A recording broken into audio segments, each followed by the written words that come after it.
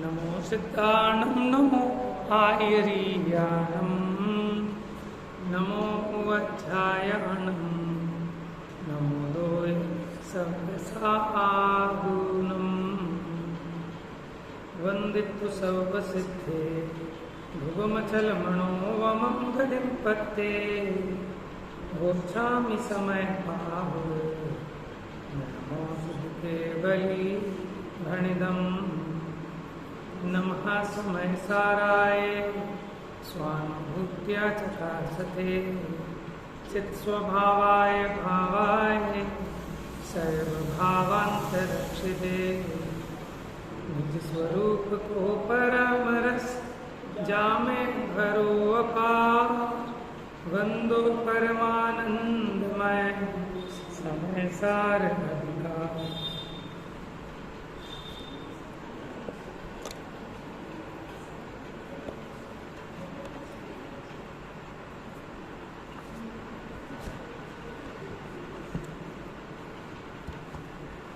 गाथाएं अपनी यहाँ चल रही थी,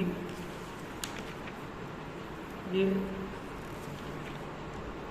390 से लेकर 404 तक, जहाँ पर द्रव्यों से भेद ज्ञान करा रहे थे कि ये शास्त्र ज्ञान नहीं है। क्यों?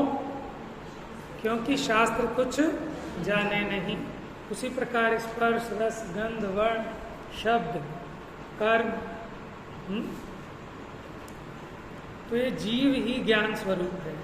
और ज्ञान को लक्षण क्यों बनाया, ये अपनी चर्चा चल रही थी। तो लक्षण 3 दोषों से रहित होना चाहिए। कौन कौन से? अतिव्याप्ति, अव्याप्ति और असंभव। देखो, लक्षण लक्ष्य की पहचान के लिए, यानी बहुत सारे मिले हुए पदार्थों में से किसी एक पदार्थ को जिसके द्वारा छाटा जाता है उसको कहते हैं लक्षण। लक्षण कैसा होना चाहिए कि वो लक्षण लक्ष्य में तो पाया जाए, लेकिन लक्ष्य से बाहर किसी अलक्ष्य में ना पाया जाए। अगर वो अलक्ष्य में पाया जाए तो अतिव्याप्ति दोष आएगा, और लक्ष्य में कभी पाया जाए कभी नहीं पाया जाए, अथवा लक्ष्य के एक देश में पाया जाए तो अव्याप्ति दोष आएगा। और अगर उसमें संभव ही ना हो वो लक्षण तो असंभव दोष से दूषित। हमने कहा आत्मा अरूपी है। अगर आत्मा का लक्षण अरूपी बनाए तो ये दोष आता है। अरूपी तो आकाश भी है, अरूपी तो धर्म काल भी है।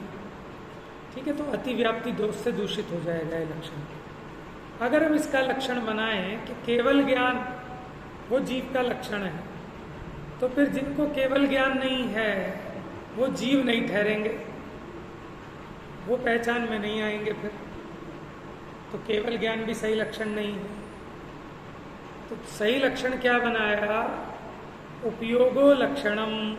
उपयोग 2 प्रकार का, ज्ञानोपयोग और दर्शनोपयोग। उसमें भी ज्ञानोपयोग को लक्षण बनाया, दर्शनोपयोग को नहीं, क्योंकि दर्शनोपयोग सूक्ष्म है, अपनी पकड़ में नहीं आता।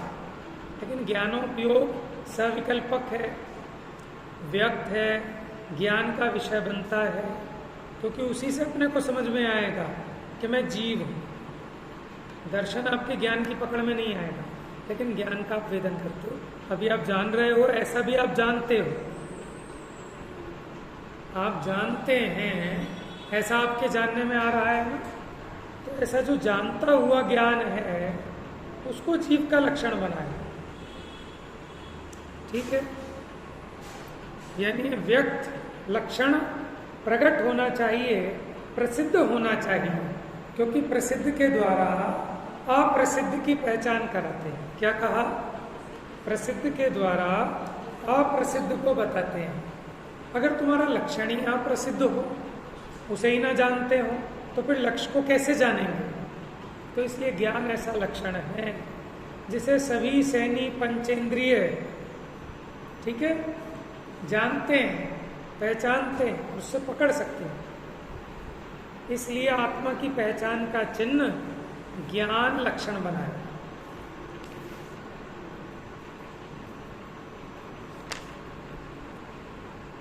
Page number 893, 893। मिल गए पीछे। पंडित जयचंद जी साहब का भावार्थ चल रहा है। यहाँ ज्ञान को ही प्रदान करके आत्मा का अधिकार है। क्या कह रहे हैं? यहाँ ज्ञान को ही प्रदान करके आत्मा का अधिकार है। अधिकार माने कथन, उसका प्रकरण। क्योंकि ज्ञान लक्षण से ही आत्मा सर्व परद्रव्यों से भिन्न अनुभव गोचर होता है। अनुभव में कैसे आएगा वो आत्मा? अपने ज्ञान लक्षण से प्रतिभासित होता हुआ स्वज्ञायक सहज स्वानुभव में आया। पढ़ते हैं कौन सी पूजा है? तो कैसा अनुभव में कैसा आएगा ये ज्ञायक? के जानता हुआ। यद्यपि आत्मा में अनंत धर्म है, तथापि उनमें से कितने ही तो छद्मस्त के अनुभव गोचर नहीं है। देखो, बहुत सारे आत्मा में ऐसे धर्म हैं कि जो केवल ज्ञान में ही जाने जा सकते हैं। जिनको केवल ज्ञान नहीं है वो उनको नहीं जान सकते। आप बताओगे ऐसे कौन से धर्म है आत्मा के कि जो केवल ज्ञान ही जान सकता है, हम नहीं जान सकते? आप ये देखो, आप कौन से धर्मों को जान सकते हो? देखो, दर्शन आपकी पकड़ में नहीं आता, श्रद्धा आपकी पकड़ में नहीं आती, ठीक है। और आत्मा का मन एक वीर्य गुण है, ठीक है, सूक्ष्मत्व है, प्रभुत्व है, अगुरु लघुत्व है। ऐसे अनंत अनंत गुण हैं जो केवल ज्ञान में जाने जा सकते हैं, लेकिन हमारे तुम्हारे ज्ञान का विषय नहीं है। इसलिए उसको आत्मा का लक्षण नहीं कह सकते। तो फिर आत्मा का लक्षण उसको कहेंगे कि जो अपने ज्ञान में आ जाए। मैंने परसों एक उदाहरण दिया था कि हमने कहा हमारे चाचा वही हैं जिनकी जेब में 2000 का एक नोट रखा होगा। जेब में रखा होगा तो स्टेशन पे इतने सारे लोग उतरे, हमें दिखेगा क्या किसकी जेब में 2000 का नोट है? तो ये लक्षण हमारे काम का नहीं है, क्योंकि हमारे अनुभव गोचर नहीं है। आप ये कहो सफ़ेद पैंट पहने होंगे कि नीली पैंट पहने होंगे, ये प्रकट तो है, इसको हम बाहर से देख के पहचान तो सकते हैं, लेकिन इसमें गड़बड़ क्या होगी आप बताओ? नीली पैंट तो और भी पहन के आ सकते हैं, तो ये लक्षण सही नहीं है उसकी पहचान का। ये कौन सा दोष आ जाएगा? अति व्याप्ति, ज़्यादा हो गया ना, ठीक है। अच्छा, दूसरा दोष और आ सकता है कि मानो वो पहन के तो आए थे वाइट पैंट हमने बताया वाइट पैंट पहन के निकले हैं, रास्ते में चाय गिर गई, उन्होंने वाइट पैंट चेंज करके नीली पैंट पहन ली। अब वो चाचा तो हैं लेकिन नीली पैंट नहीं है, वाइट पैंट नहीं है, तो ये हो गया अव्याप्ति कि वो कभी होती है वो लक्षण, कभी नहीं होती। ऐसे ही अगर जीव का लक्षण केवल ज्ञान बनाए तो यहाँ जितने बैठे हैं इनको तो केवल ज्ञान अभी है ही नहीं, तो फिर ये जीव नहीं मानने होंगे। फिर इनको जीव कैसे मानोगे? इनको कैसे पहचानोगे? फिर तो आप सिर्फ अरहंत और सिद्ध को ही पहचानोगे कि उनके पास तो केवल ज्ञान है। अगर हम ये कहें कि जीव किसे कहते हैं कि जो केवल ज्ञान वाला हो वो जीव है, तो फिर अरहंत और सिद्ध तो जीव होंगे, बाकी हम सब अजीब मानने पड़ेंगे, तो हमारी पहचान तो होगी नहीं। तो लक्षण ऐसा बनाओ कि जो हमेशा पाया जाए और प्रकट भी हो। कैसा हो? प्रकट हो। तो लक्षण बनाया ज्ञानोपयोग को, ज्ञान लक्षण। भजन भी सुना होगा आपने संजीव भैया का, ज्ञान लक्षण दर्शन लक्षण बनाया जिसमें आत्म राम। समझ में? तो जीव का लक्षण वास्तव में दर्शन को भी नहीं बनाया, एक ज्ञान को बनाया है। क्योंकि जो दर्शन है वो अपनी पकड़ में नहीं आता, सूक्ष्म है, लेकिन जो ज्ञान है, जो जानना है, वो अपनी पकड़ में हर समय आ रहा है। अब आप ये सुन रहे हैं जो उपदेश, आप जान रहे हैं, लेकिन आप जान रहे हैं, जो मैं बोल रहा हूँ वो तो जान ही रहे हैं, लेकिन आप जान रहे हैं ये भी जान रहे हो कि नहीं जान रहे हो? अच्छा, ऐसा कौन सा समय है जिस समय हम नहीं जान रहे? बताओ। ये अपने जानने में आ रहा है कि नहीं आ रहा है? ये तो वो है ना जिसको हम अनुभव कर सकते हैं। इसीलिए आत्मा का अनुभव ज्ञान के द्वारा कराया। प्रश्न ये खड़ा किया कि आत्मा में तो अनंत धर्म है, आप एक आत्मा ज्ञायक है, आत्मा ज्ञान का सागर है, आत्मा जानता है, ये ज्ञान ज्ञान ज्ञान ज्ञान, ये ज्ञान ज्ञान क्यों कर रहे हो आप? सुख कहो, दर्शन कहो, वीर्य कहो, अस्तित्व कहो, वस्तुत्व कहो, प्रमेयत्व कहो, अरूपी कहो, अखंड कहो, लेकिन ये ज्ञान ज्ञान क्यों कहते हैं? कहते हैं भैया हमें इस वस्तु का आपको अनुभव कराना है और इसकी पहचान ये ज्ञान लक्षण से ही हो सकती है। इसलिए हमने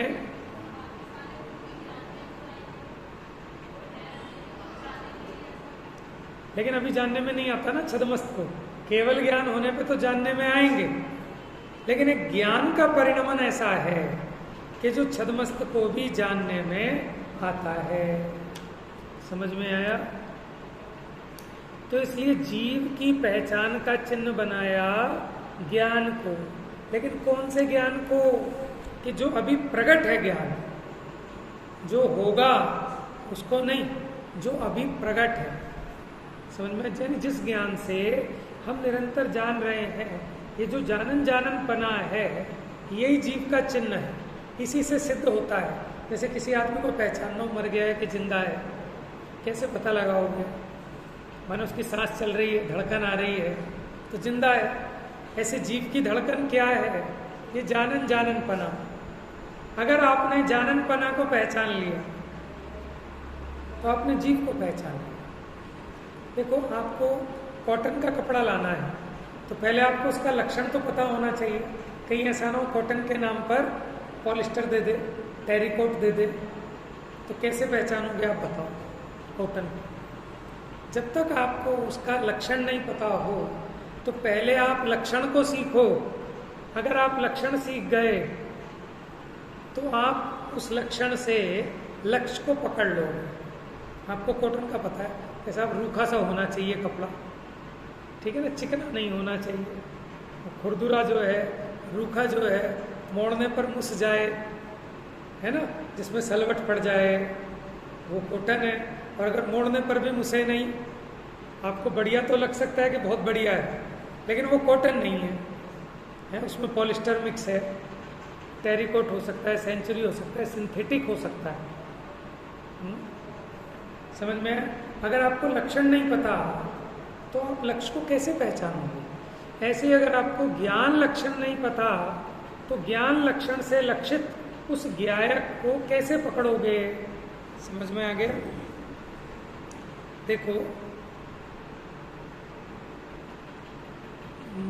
माने आप ऑफिस से आए घर पे और आपने देखा आंगन में नाता नातिन खेल रहे हैं। क्या खेल रहे हैं? नाती और नातिन खेल रहे हैं। तो आपने कहा बिटिया कब आई? बिटिया आ गई। आपने बिटिया को देखा नहीं, लेकिन आपको कैसे पता चल गया बिटिया आई है? नातिन को देखकर, नाती को देखकर, है? समझ में? क्यों? क्योंकि आपको पता है छोटे छोटे बच्चे हैं, ये अपनी माँ के बिना 1 मिनट भी नहीं रहते। अगर ये बच्चे हैं तो माँ भी यही है। समझ में आया? तो ऐसे ही जब आप अगर ज्ञान को अपने जान लोगे कि मैं जानने वाला हूँ, ये जो जानन जानन पना है, तो ये जो जानन जानन पना है वहाँ तो अलग अलग है कि नाती अलग है और बिटिया अलग है, ये तो उदाहरण दिया। लेकिन यहाँ तो ये जो जानन जानन रूप है, यही तो जीव है, यही जीव का चिन्ह है, यही जीव के धड़कन है। कि धड़कन है तो जिंदा है, और जिंदा कहो जीव कहो एक बात है। जो जीता था, जो जीता है और जो जीवेगा वो कौन है? वो मैं कौन हूं? तो फिर मरने का डर क्यों लगता है? अच्छा, 2 बातें हैं। आप सोचो, मरने का डर नहीं लगता जीव को। डर काहे का लगता है? कि सारे के सारे जो मेरा संयोग और परिग्रह है ये सब छूट जाएगा, मैंने मेरे हाथ से फिसल जाएगा। मैंने इतनी मेहनत करी, इतना सब कुछ किया और ये सब छूट जाएगा। तो फिर ऐसा काम क्यों करते हो? है इतनी मेहनत क्यों कर रहे हो कि बाद में पछताना पड़े? वहाँ पछतावा होता है जीव को। समझ में? मरने का कष्ट आप ये देखें, मरने में कोई कष्ट थोड़ी ना है, क्योंकि मरता थोड़ी है ये, मरता तो है ही नहीं ना जीव, फिर कष्ट काहे का होता है? आप ये बताओ रमेश भैया, ये चश्मा कितने का होगा? 200, 300, 500, 700 का तो होगा ना? ठीक है। अब ये 200 रुपये का चश्मा मान लो आपका खो जाए, आपको दुख होगा कि नहीं होगा? आप पूजा भी करोगे लेकिन आपका मन कहाँ लगा रहेगा? पता नहीं कौन ले गया, कहीं इधर तो नहीं रख दिया।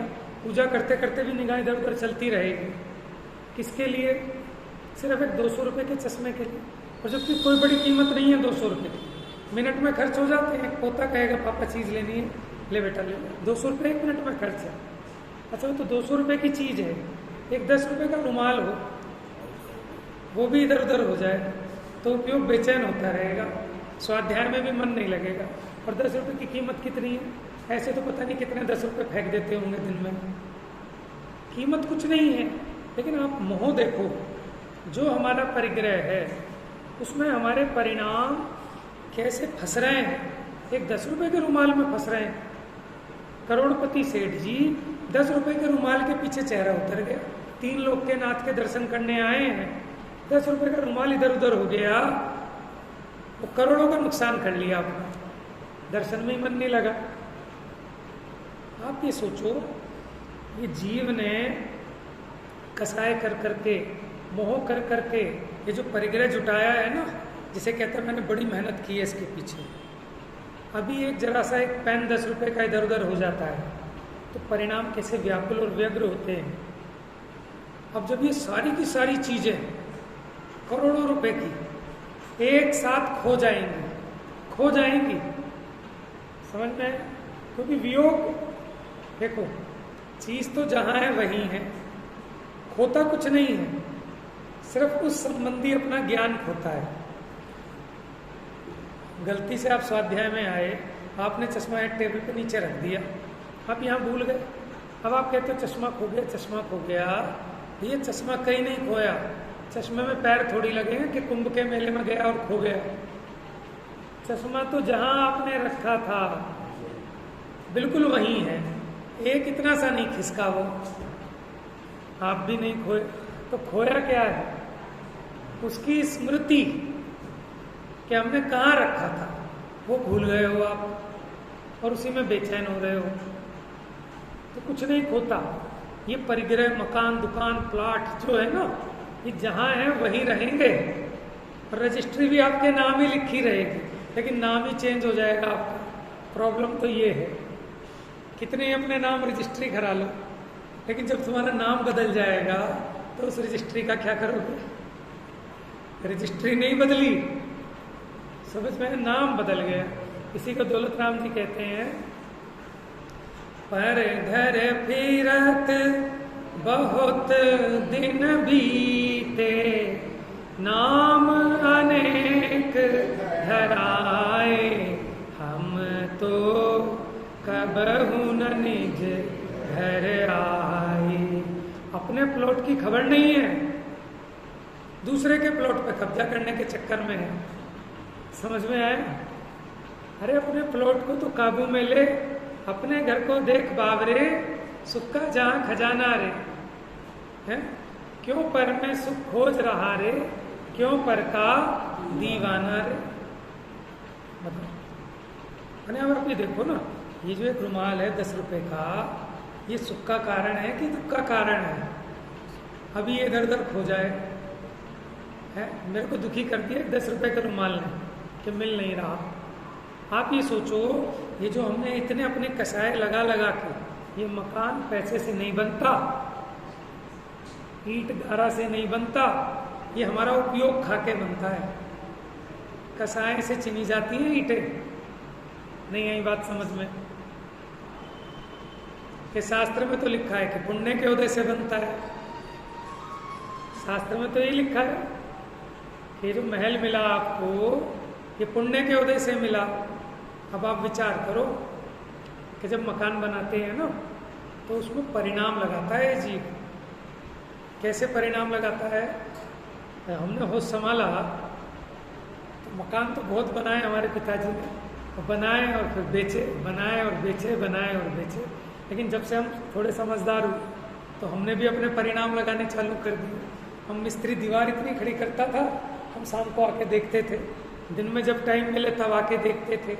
अगर इतनी लाइन से इतनी लाइन हो गई तो अंदर में परिणाम कैसे होते थे? कौन सा ध्यान होता था? 4 ध्यान होते हैं ना। धर्म ध्यान होता था कि रौद्र ध्यान होता था? समझ में आया? हाँ, मजा आ गया। फिर वो दीवार पूरी खड़ी हो गई। कैसे जीव अपने परिणाम लगाता है, कितनी आसक्ति लगाता है, कितनी कसाई लगाता है। अब इस पर विंडो ऐसी लगवाएंगे, ऐसी ऐसी नहीं ऐसी। अब वो खोज के लाए परिणामों से। अरे भगवान, ऐसा पुण्य नहीं चाहिए जिसमें मेरे इतने परिणाम गए। समझ में कितने परिणाम जाते हैं? आप बनाओगे तो आपको समझ में आएगा। महिलाएं जानती हैं, मैंने इन्होंने डोसा बनाया, अपने परिणाम लगा जिंदगी में पहली बार। 20 दिन की क्लास ली कि डोसा कैसे बनेगा। समझ में टाइम लगाया, पसीने में गई, वहाँ से सीखा। दुनिया भर के 10 बार इन्होंने केले वीरान किए, ठीक है। वो सब पेस्ट खराब किया, गैस खराब करी और इतने परिणाम लगाए। और आज इतने परिणामों से डोसा बनाया और घर वालों ने डोसा ही नहीं खाया। अब कैसा इनका कलेजा फटेगा? अब सोचो, है? क्योंकि इनको समझ में नहीं आएगा कि मकान कैसे बनता है? मैंने एक छोटी सी टोंटी भी लानी है तो पूरा जगत पूरी छान मारेगा। एक 200 रुपये की टोंटी लगानी है, उसके लिए 2 दिन 3 दिन 4 दिन लगाएगा कि ऐसे डिजाइन की, नहीं ऐसे डिजाइन की, ऊपर से टोंटी ऐसी नहीं, चकोर नहीं, गोल होनी चाहिए, वैसी नहीं ऐसी। मैंने कितना आसक्ति का परिणाम। आप बताओ कितना महान पाप बनता है जीव को। तो पाप बनता है, चलो वो एक अलग बात, लेकिन परिणामों में कितना रौद्र ध्यान करना पड़ता है? तो अब आप ये सोचो, और वो ऐसे ऐसे चुन चुन के आपने वो बनाया और परिस्थिति ऐसी आई है, 1 साल में ही बेचना पड़ गया। तो बताओ कैसा फटेगा कलेजा, कितना भयंकर दुख होगा। अंतर होता है, एक खुद अपने खड़े होकर बनवाया, उसमें आसक्ति विशेष होती है। एक आप एक बार भी गए नहीं, आपने ठेका दे दिया, तू जान तेरा काम जान, मैंने बता दिया ऐसा चाहिए, दैट्स ऑल। तो उसमें फिर भी परिणामों का जुड़ान कम हुआ। अब एक ऐसा जिसमें हमें खुद ने रहना है, फिर देखो क्या लगता है उसमें। इसीलिए तो कहते हैं खून पसीने से बनाया। तो खून पसीने से बनाया तो कोई दिक्कत नहीं, खून पसीना और आ जाएगा। ये जीव ने अपना उपयोग लगाया है, अपना सारा उपयोग। अगर उतना उपयोग जो वहाँ लगाते हैं अगर यहाँ लगा दिया होता और सम्यक दर्शन नहीं होता तो ऐसा हो ही नहीं सकता। मैं सच बता रहा हूँ, एक वासवेशन लेने के लिए जितना हम अपनी बुद्धि और विवेक लगाते हैं, जितनी चतुराई, जितनी अकल लगाते हैं, उतनी अकल अगर हम एक यहाँ सुखी होने के लिए लगा लें, तो सवाल है कि सम्यक दर्शन ना हो, ऐसा हो ही नहीं सकता। और जो डॉक्टर भारेल जी हैं वो बहुत कहते हैं कि हमारे पिताजी ने एक शिक्षा दी थी जिंदगी में कि कभी मकान बनाना मत, 2, 4, 5 लाख रुपए फालतू दे के ले लेना, क्योंकि बनाता है गधा और रहता है इंसान। क्योंकि बनाने वाला गधा है, ठीक है, भले ही मजदूर करने वाले हैं, लेकिन भैया कीमत ये शारीरिक मेहनत की नहीं है, कीमत है तेरे उपयोग की। उपयोग तो पूरा उलझता है उसमें, आसक्ति तो पूरी होती है। देख देख के राजी होके तू ही तो परिणाम बांधता है। देखो क्या था, क्या फ्रंट निकला है, क्या टाइल चमक मार रही है, क्या बाथरूम बना है, क्या वाश बेसन है। भले खुद नहीं रहना हो तो भी ये जो परिणामों की आसक्ति है ये घातक है। समझ में आया? तो वो कहते हैं बनाता है गधे का बच्चा, रहता है इंसान का बच्चा। समझ में आया? तो क्या क्या बनाओगे, क्या क्या करोगे, परिणामों की हानि बहुत होती है। तो हम ये कह रहे हैं अब जब वो छूटेगा, एक तो चलो मजबूरी थी, आपको बेचना पड़ा, लेकिन अभी कोई मजबूरी नहीं। ऐसे बहुत उदाहरण है कि पूरी जिंदगी लगाकर बूंद बूंद जोड़कर अब कोठी बनाई, कोठी का मुहूर्त है आज, और आज ही लाला जी भगवान को प्यारे हो गए। समझ में आया? अब लाला जी के जब प्राण निकले होंगे, अभी बता रहे थे ना भाई साहब कुत्ते क्यों रोते हैं गली में, सुबह के प्रवचन सुना था ना, क्यों रोते हैं बताओ? वो रो रो के कहते हैं मेरा ही मकान था, मुझे ही नहीं घुसने दे रहे, पड़े रहते हैं बाहर कुत्ते, तो खूब रोते हैं। और ऐसी पुराणों में कथा आई है बकरे की। किसकी? बकरे की।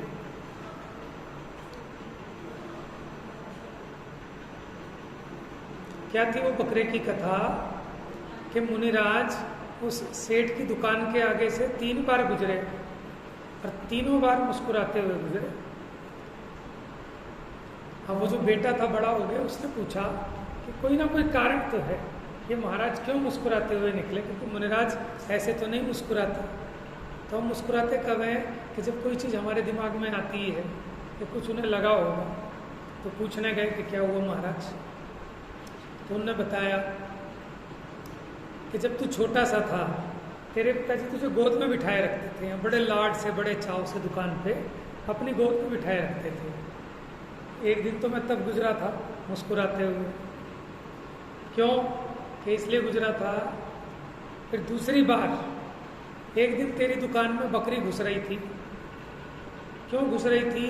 कि वो एक कसाई उसको पकड़ के ले जा रहा था काटने के लिए, और वो तेरी दुकान में घुस रही थी और तूने मार मार के भगा दिया उसको बाहर। वो तेरे पिताजी थे जो मरकर बकरे की पर्याय में गए, और उन्हें दिख रहा, ऐसा संस्कार था ना पूर्व का, मेरी दुकान पे बैठने का जिंदगी में संस्कार डाला है, मंदिर में जाने का संस्कार डालता तो वैसा भाव आता, दुकान का ही संस्कार डाला, दुकान में घुसे जाए, वो कसाई पकड़े और ये दुकान में घुसे जाए।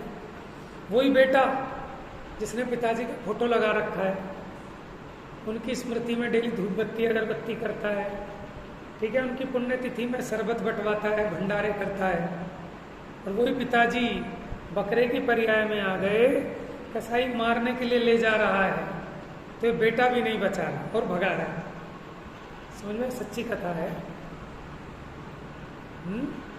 तो मुनिराज कहते हैं मैं इसलिए जगत की विचित्रता को, माने जिसके पीछे जीव मरा जा रहा है तो कोई काम आने वाली नहीं है, और ये जो जीव का खोटा संस्कार है, आपने ऐसी कथाएं बहुत पढ़ी होंगी पुराणों में कि जो अपने बच्चों को भी एक पैसा देने तैयार नहीं थे, सेठ जी मरे, और ऐसे लोग ज़्यादातर सांप की पर्याय में जाते हैं और कहते हैं ना खजाने के पास रहता है सांप, रह गई क्योंकि उसकी आसक्ति उसी में थी, जहाँ उसका वो खजाना रखा वो वहीं जाके मरता है।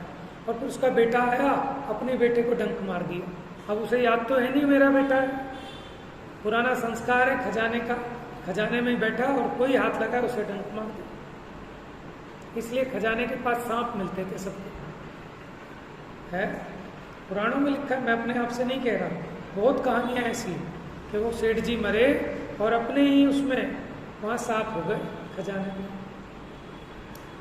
तो आप ये सोचो कि जो मरने का कष्ट है वो मरने का कष्ट नहीं है, ये परिग्रह के खो जाने का कष्ट है, क्योंकि इस परिग्रह में जीव ने इतनी आसक्ति करी।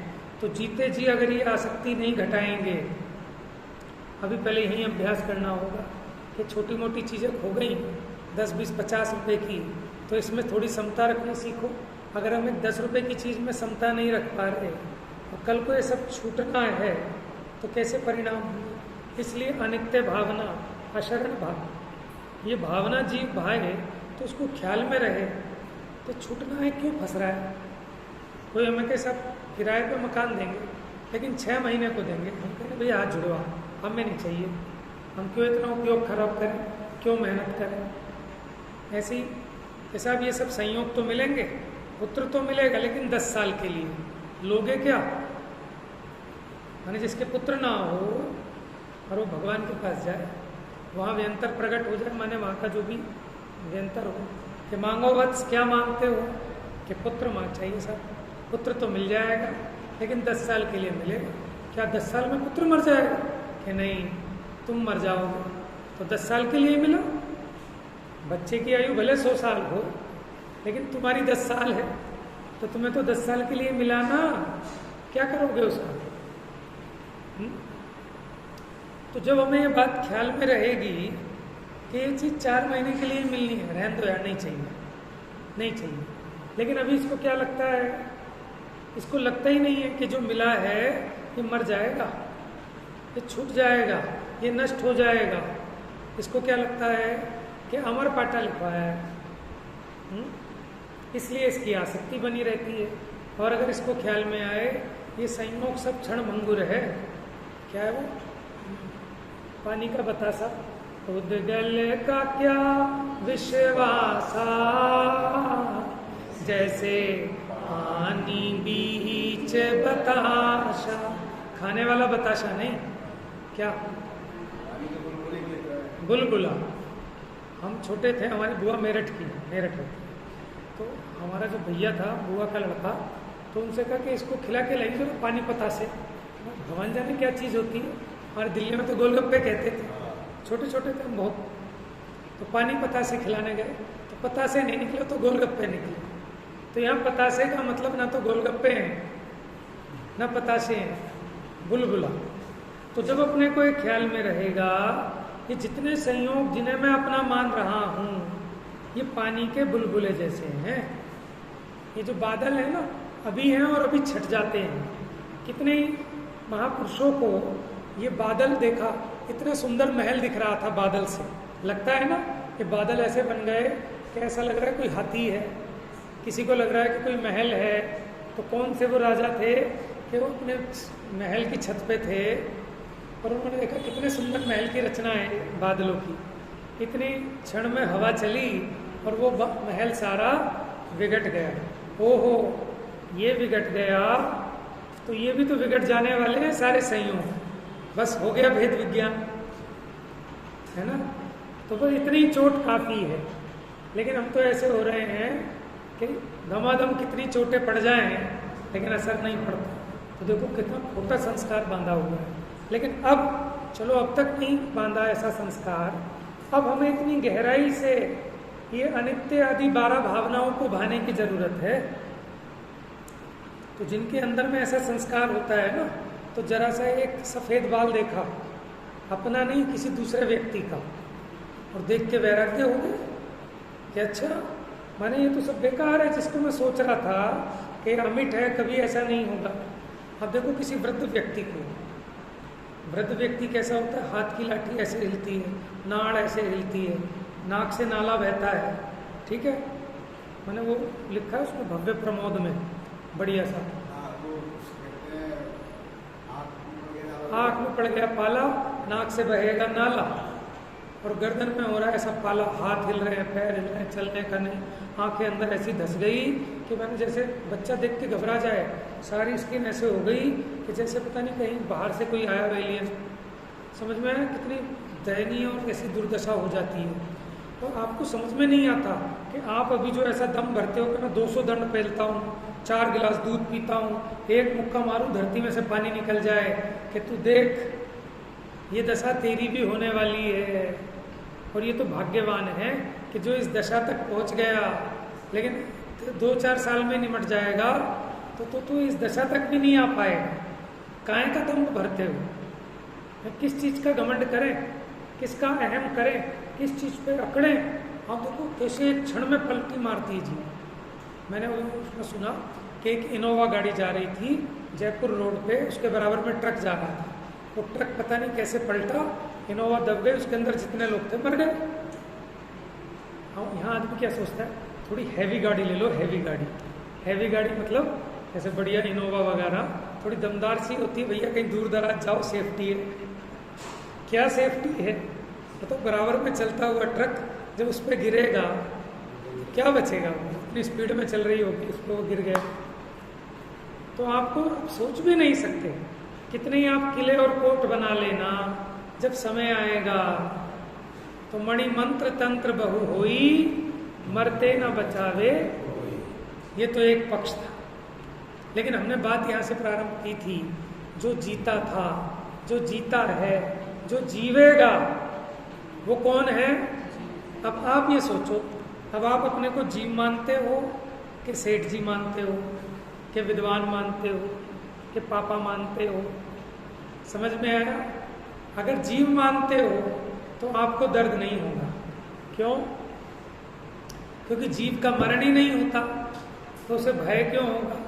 आपको भय इसलिए होता है क्योंकि आप अपने को क्या देखते हो? मैं इस मकान का मालिक हूँ, मैं इस बच्चे का पापा हूँ, इसका आदमी हूँ, इसका बेटा हूँ, मैं सेठ हूँ, मैं व्यापारी हूँ। तो ये सारा का सारा परिग्रह छूट जाएगा। इसका जो राग है, इसकी जो आसक्ति है, वो यहाँ भय को पैदा करती है। अब देखो कहते हैं ना, न गाय न बछिया, क्या है वो? नींद आवे अच्छी, न गाय न बच्ची, नींद आवे अच्छी। जिसके पास गाय बच्ची है वो यही परेशान रहेगा। माने आप कहीं अकेले जाओ तीर्थ यात्रा पर, आप मस्त हो, खाना मिल जाए तो ठीक, नहीं मिल जाए तो ठीक, रूम मिल जाए तो ठीक, नहीं मिले तो कहीं नहा लेंगे, कुछ ही पहन लेंगे, कुछ ही खा लेंगे, कोई दिक्कत नहीं, जहाँ मर्जी पढ़ के सो जाएंगे, परिग्रह की चिंता नहीं है। लेकिन जब बीवी बच्चे साथ में हो तो टेंशन ही टेंशन, पता नहीं रूम मिलेगा कि नहीं मिलेगा, सेपरेट टॉयलेट मिलेगा कि नहीं मिलेगा, पता नहीं इनके मतलब के खाने की व्यवस्था हो जाएगी कि नहीं हो जाएगी, है ट्रेन में सीट मिल जाएगी कि नहीं मिल जाएगी, सोते सोते भी नींद नहीं आ पाएगी, उनकी चिंता में। परिग्रह चिंता दुखी मानो, फांस तनकसी तन में साले, चाह लंगोटी की दुख भाले। ऐसी कथाएं भरी पड़ी है। एक लंगोटी के पीछे संसार बस गया, चुल्लक महाराज का। समझ में आया? तो इसलिए जीव को समझना चाहिए। अब जब ये बात समझ में आएगी तो इससे क्या होगा कि भले अभी परिग्रह ना छुटे, क्योंकि ये तो वैसे पुण्य पाप के हिसाब से है। होता यह है कि आप छोड़ना चाहोगे और ये और बढ़ जाएगा, ऐसा भी होता है। समझ में आया?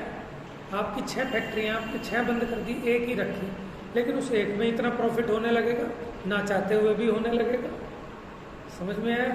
आपने 2 रुपए की चीज़ खरीद ली, 20 का ग्राहक आ जाएगा उसका, तो वो तो पुण्य के उदय के अधीन है। लेकिन ये जो हमारा परिणाम है, ये जो हमारी आसक्ति है, अगर हम इस आसक्ति को नष्ट कर दें, मिटा दें स्वभाव के बल से, तो हमारा दुख मिट जाएगा। क्योंकि देखो, बाहर में पुण्य का उदय हो, पाप का उदय हो, इससे मेरे सुख दुख का संबंध नहीं है। सुख दुख का संबंध मेरे अपने समता भाव से है। अगर मेरे चित्त में संतोष है तत्व ज्ञान के आधार से, तो समता आएगी। समता आएगी तो ममता दूर भाग जाएगी। तो ममता दुख कारिणी है और समता सुख कारिणी है। अपने को समझ में तो आए? एक सेठ जी की 2 बेटियां हैं, एक समता और एक ममता। अब आप ये सोचो किसको बिहाना है? समझ में आया? विवेक चाहिए कि ममता दिखने में सुंदर लग रही हो, लेकिन आप चर्म चक्षुओं से देख रहे हो, अंतर चक्षु से देखोगे। देखो, कई बार ऐसा होता है कि 2 रिश्ते आए आपके बच्चे के। एक रिश्ता तो ऐसा आया, लड़की ऐसी लग रही हीरोइन, समझ में आया? हीरोइन बढ़िया एकदम, ठीक है। अब आपने कहा भैया ये तो बहुत बढ़िया हीरोइन है, इसी से कर लो। लेकिन भाई साहब एक बात ध्यान रखना, तो वो है तो हीरोइन, लेकिन वो 1 गिलास पानी भर के नहीं देगी। उसने अपने घर में ही नहीं भरा, तुम्हारे घर में क्या देगी?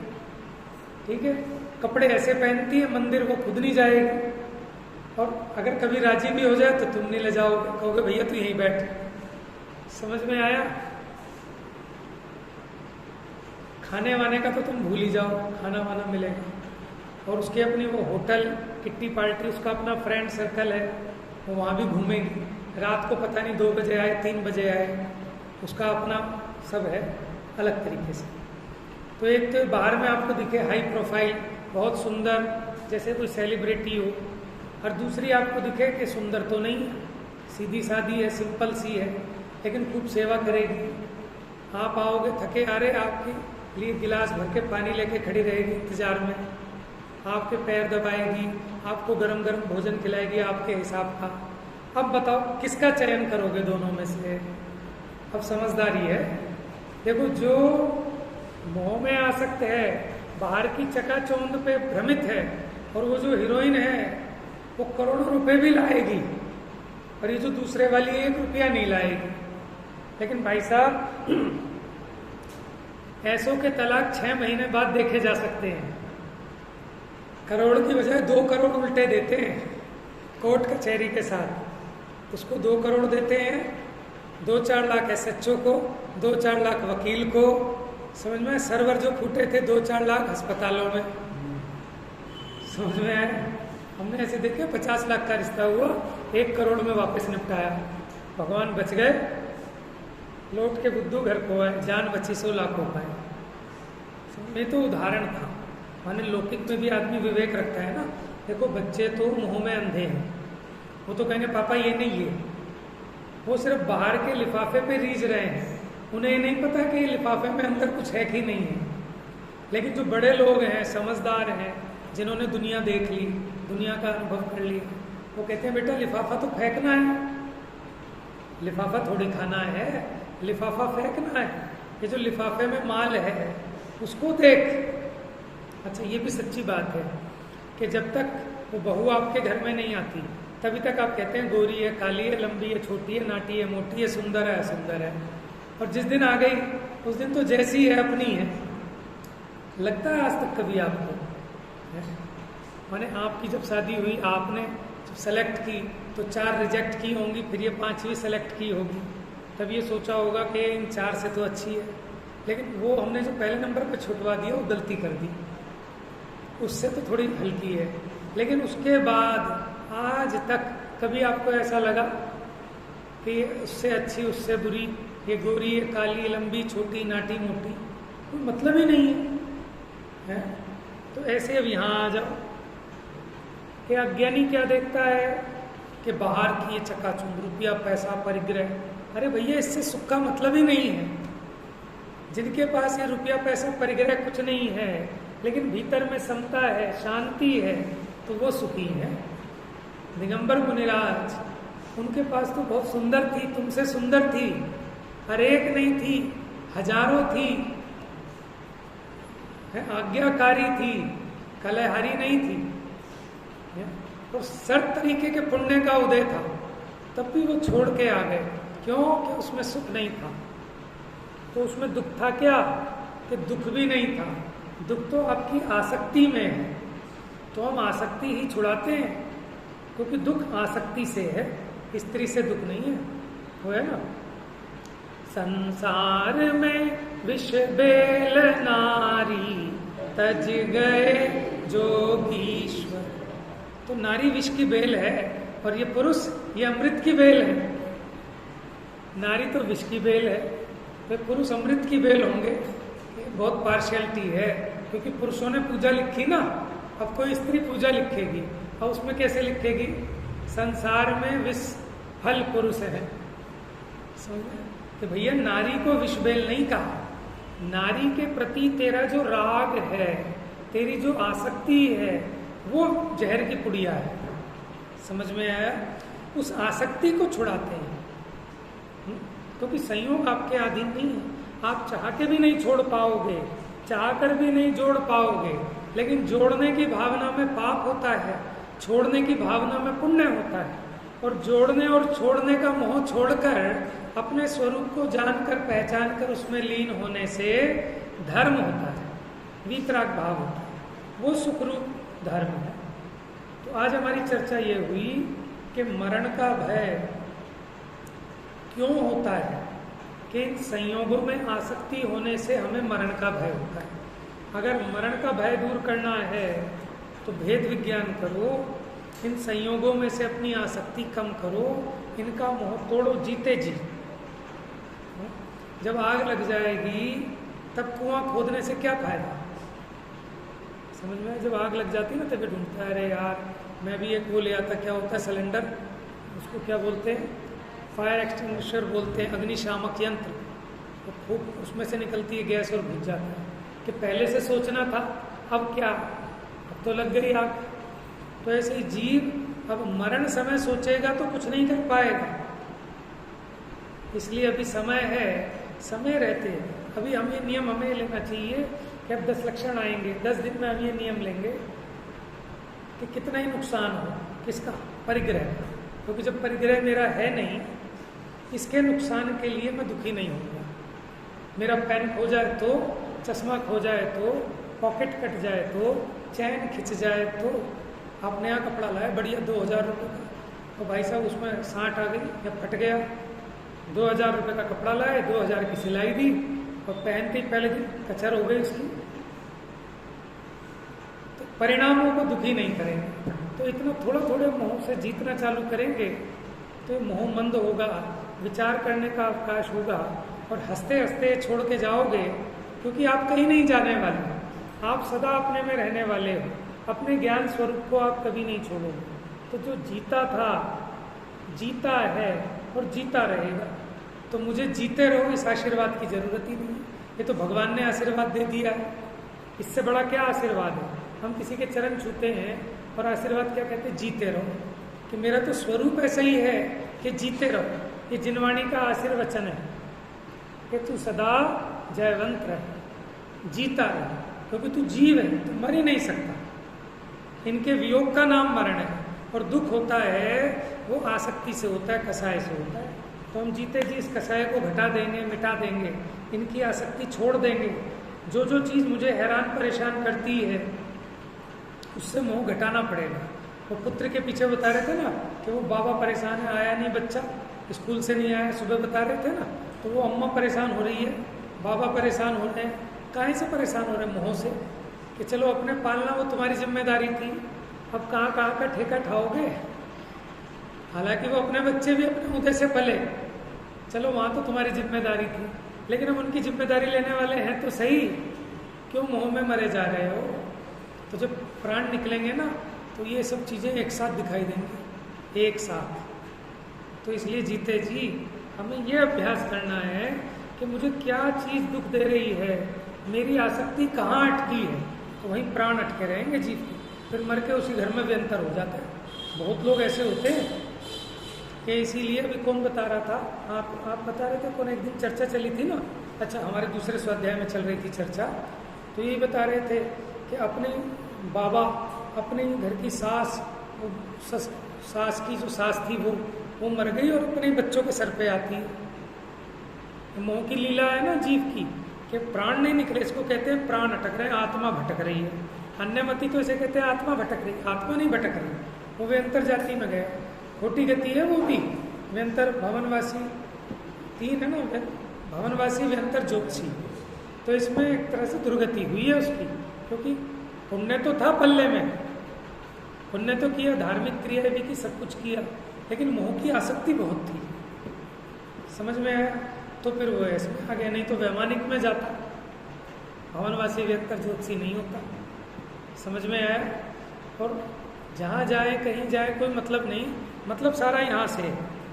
ठीक है, तो हमने आपको एक उदाहरण दिया 2 बहुओं वाला, एक सूरत देखनी है कि सीरत देखनी है, ऐसे परिग्रह देखना है कि सुख देखना है, पेड़ गिनने हैं कि आम खाने हैं, तो विचार करना चाहिए। जा वाणी के ज्ञान से सूझ